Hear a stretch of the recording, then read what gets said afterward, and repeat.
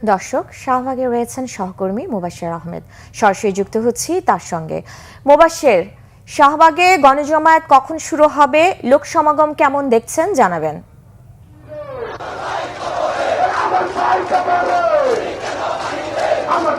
জি, আপনি যেমনটা বলছিলেন, আসলে আপনি কিন্তু দেখতে পাচ্ছেন যে শাহবাগের যে মোড়, সেই মোড় কিন্তু এখন নেতাকর্মী অন্যান্য রাজনৈতিক দলদের কিন্তু দখলে রয়েছে।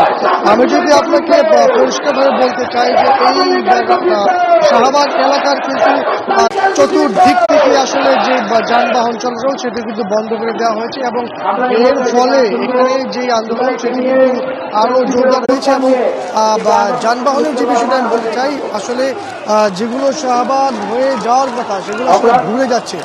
এবং আমি আপনাকে এই